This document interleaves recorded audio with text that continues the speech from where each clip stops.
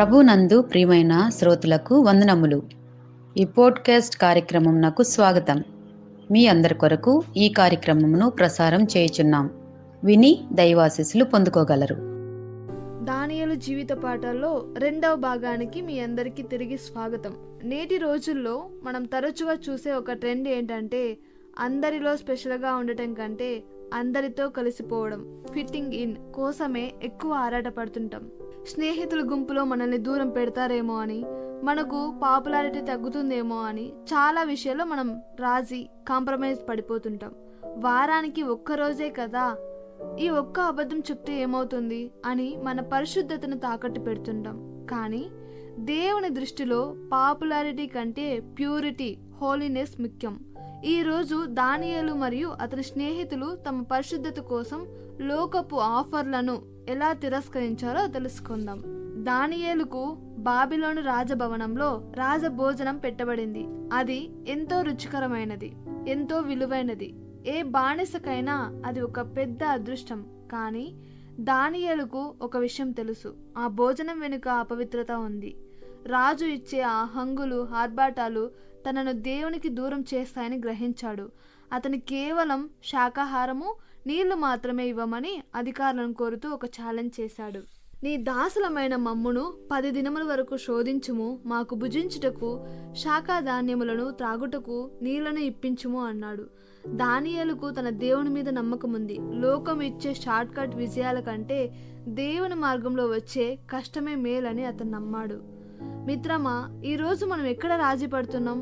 వ్యాపారంలో కొంచెం మోసం చేస్తే లాభం వస్తుందని తెలిసినప్పుడు మన నిజాయితీని రాజీ చేస్తున్నామా? సామెతల గ్రంథం చెబుతోంది, మూర్ఖ మార్గమున నడుచుచు ధనవంతుడై ఇండువాడి కంటే యథార్థంగా ప్రవర్తించు దరిద్రుడే మేలని. పెళ్లి సంబంధాలు లేదా బంధుత్వాల కోసం దేవుని వాక్య నియమాలను పక్కన పెడుతున్నామా? లోకం ఎప్పుడూ చెబుతుంది, ఇంత స్ట్రిక్ట్గా ఉంటే నువ్వు బ్రతకలేవు అని. కానీ దేవుని వాక్యం మనల్ని హెచ్చరిస్తుంది. ప్రకటన గ్రంథము 2వ అధ్యాయము 10వ వచనంలో, నీవు మరణం వరకు నమ్మకంగా ఉండుము, నేను నీకు జీవ కిరీటం ఇచ్చేదనని. పరిశుద్ధత అనేది ఒక్క రోజులో వచ్చేది కాదు. అది ప్రతిరోజు మనం తీసుకునే చిన్న చిన్న రాజీ పడని నిర్ణయాల మీద ఆధారపడి ఉంటుంది.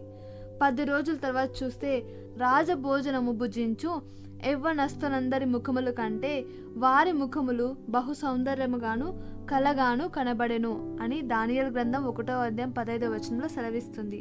మీరు దేవుని కోసం నో చెప్పినప్పుడు మీ జీవితాన్ని పోషించే బాధ్యతను దేవుడు తీసుకుంటాడు. ఈరోజు మీ జీవితాన్ని పరీక్షించుకోండి. ముగించే ముందు ఈ 6 మాటలు గుర్తుంచుకోండి. లోకం మిమ్మల్ని అందరిలా ఉండమని బలవంతం చేయవచ్చు, కానీ దేవుడు మిమ్మల్ని అందరికంటే ప్రత్యేకంగా ఉంచాలనుకుంటున్నాడు. మీ పరిశుద్ధతను తాకట్టు పెట్టి మీరు పొందే విజయం దేవుని దృష్టిలో ఓటమి మాత్రమే. రాజీ పడటం అనేది ఒక చిన్న రంధ్రం లాంటిది. అది ఓడను ముంచేయడానికే కాదు, మన క్యారెక్టర్ని నాశనం చేయడానికి కూడా చాలా తక్కువ సమయం తీసుకుంటుంది. లోకం తాత్కాలిక అవకాశాలను చూపిస్తే దేవుడు శాశ్వత ఆశీర్వాదాలను సిద్ధం చేస్తాడు. మీరు దేవునికి విలువనిస్తే ఆయన మీ జీవితాన్ని వెలకట్టలేనిదిగా మారుస్తాడు.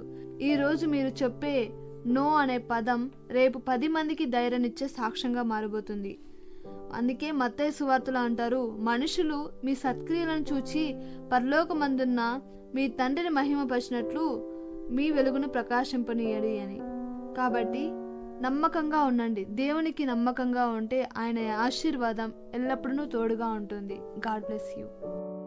ఈ కార్యక్రమమును గూర్చి మీ సలహాలు మరియు మీ ప్రార్థనా అవసరతల కొరకు మమ్మను సంప్రదించవలసిన మా ఫోన్ నంబర్ 9480585039 మరియు ఈమెయిల్ ఐడి info@fibaonline.org.